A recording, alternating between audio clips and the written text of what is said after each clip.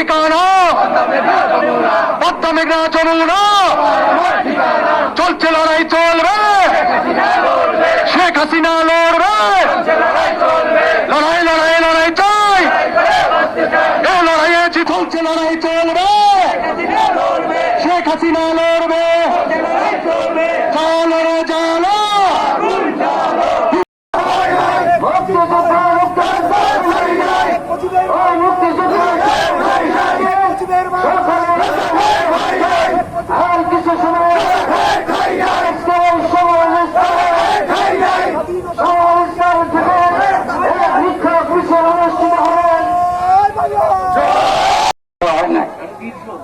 সাড়ে 96 সালে আবার পুনরায় জন্মটি শেখ হাসিনা মুক্তিযোদ্ধাদের সন্তানদের কোটা পরিচালনা করেন, যেহেতু মুক্তিযোদ্ধাদের বয়স ছিল না।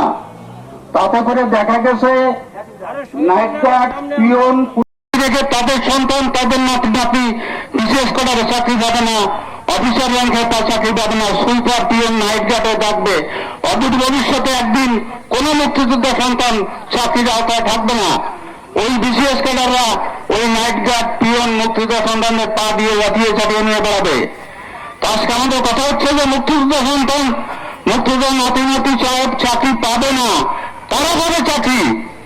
এদেশের রাজাকে চাকরি দেওয়া হবে।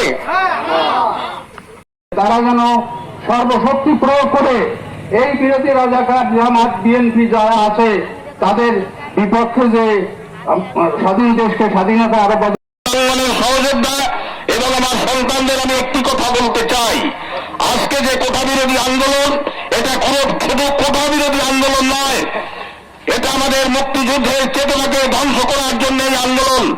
আজকে জননেত্রী শেখ হাসিনা বারবার বলার সত্ত্বেও সংস্কার করার সত্ত্বেও এবং 18 সালে তিনি এই কোটা বাতিলও করেছিলেন। তারপরে মহামান্য হাইকোর্ট একটা নির্দেশনা দিয়েছেন। নেত্রী বারবার তাদের অনুরোধ করছেন যে আপনারা শান্তিপূর্ণভাবে আন্দোলন করেন অথবা আপনারা শিক্ষাঙ্গনে ফিরে যান, আমি এর একটা যৌক্তিক সমাধান দেব, যেহেতু বিষয়টা এখন আদালত। তারপরও তারা নেত্রীর কথা মান্য করে আজকে দেশে যে নৈরাজ্যকর পরিস্থিতি সৃষ্টি করে মানুষের জানমাল সহ মানুষের নিরাপত্তাহীনতা করছে, কোন অবস্থাতে এটা আমরা বাংলাদেশের জনগণ মুজিব সৈনিকের অন্তর্গত মেনে নিতে পারি না। আজকে যদি যৌক্তিকভাবে আমাদের কোথাও কমিয়ে দেয়, আমি মনে করি এই আন্দোলন কখনো ওদের শেষ হবে না। ওরা চায় মুক্তিযোদ্ধাদের চেতনাকে ধ্বংস করবার জন্য। আমি একজন মুক্তিযোদ্ধা হিসাবে আমার রণাঙ্গনের সহযোদ্ধা সহ আজকে আমি মুক্তিযোদ্ধার সন্তানদের এবং মুক্তিযুদ্ধের পক্ষের সকল শক্তিকে ঐক্যবদ্ধ হওয়ার উদ্যত আহ্বান জানাচ্ছি।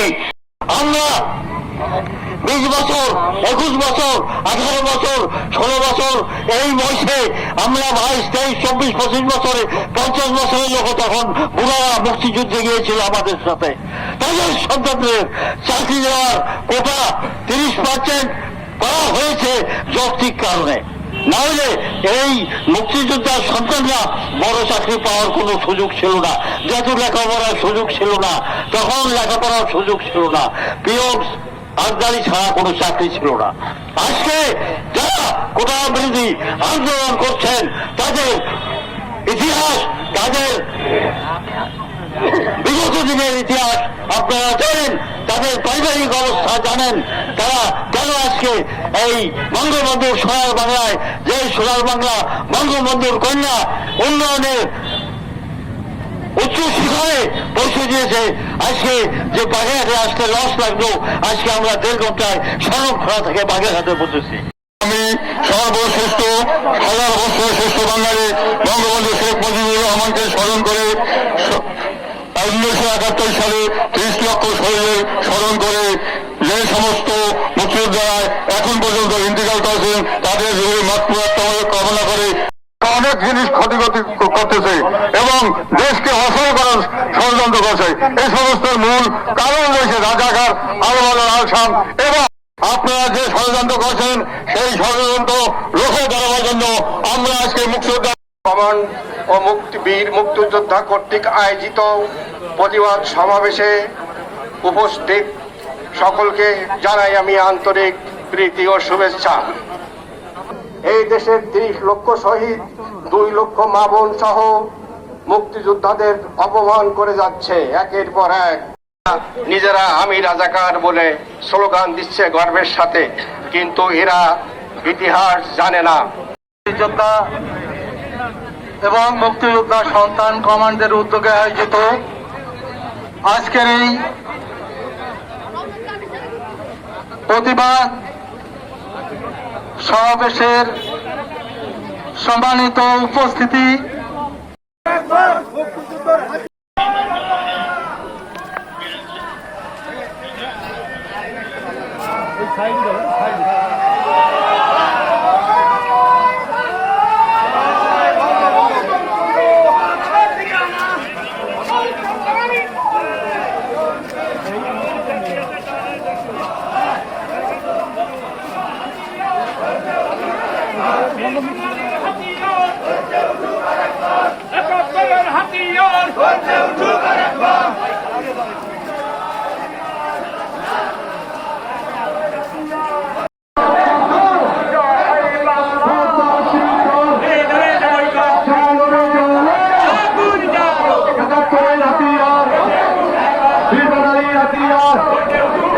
মুক্তিযোদ্ধার হাতিয়ার চলছে, লড়াই চলবে, শেখ হাসিনা লড়বে, লড়াই লড়াই লড়াই চাই।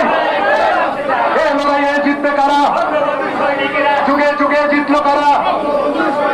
ইয়াচিত রক্ত, রক্তের বন্যায় ভেসে যাবে অন্যায়, রক্তের বন্যায় জালো রে জালো, জশবীরের আস্তানা, রাজাকারের আস্তানা, রাজাকারের আস্তানা, রাজাকারের আস্তানা, ৭১-এর হাতিয়ার, বীর বাঙালির হাতিয়ার, মুক্তিযোদ্ধার হাতিয়ার।